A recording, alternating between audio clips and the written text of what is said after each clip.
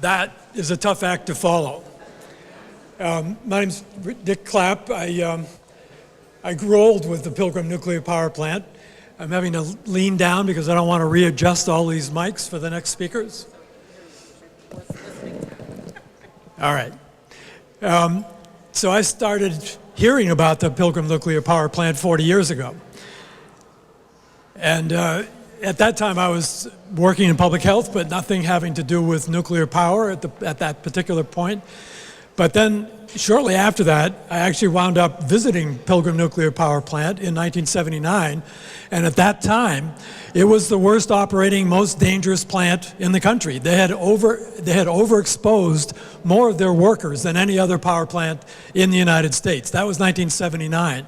It's still like that. It's still doing that. It's still a dangerous and hazardous and public health threat of a nuclear power plant. So I'm standing here today. I've been standing with you for 40 years, standing with Pixie for 40 years. I stood up in Plymouth County Court for those of you from the Cape Downwinders who were committing civil disobedience about this plant. I'm here to tell you it's a public health problem. It was in the 1970s when it was releasing massive amounts of radioactivity. The whole nuclear fuel cycle actually is a public health threat.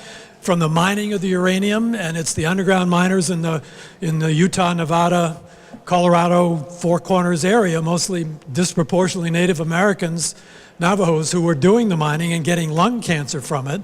I visited a mill in Monticello, Utah, where the mill crushed the ore and then sent it off to be reprocessed into fuel. The people who lived in that town had excess lung cancer from the mill tailings. The people who processed the fuel were getting excess radiation. The people who work at Pilgrim, especially in the 70s, were getting excess radiation. And the people who lived around all of these facilities, the mines, the mills, the processing plants, and the nuclear power plants themselves, including Seabrook, I think, are exposed and at risk of being exposed to continuing doses of radiation, which causes cancer. The cancers that we documented when I used to be the director of the State Cancer Registry were leukemia, especially in the immediate towns adjacent to the Pilgrim plant, and then later thyroid cancer, which Pixie mentioned, which is why the potassium iodine pills are distributed now. So I'm here to say that this plant has been a public health threat for 40 years. It still is. I agree with previous speakers who said we're in its most dangerous phase right now. And so I'll stand with you all the way through. I'm getting old now, so I'm hoping to pass this along to the next generation. I'll be glad to tell whoever wants to hear whatever I've learned. But I commend all of you for the work that you've done and this next step, this next stage that we're all entering. Thank you.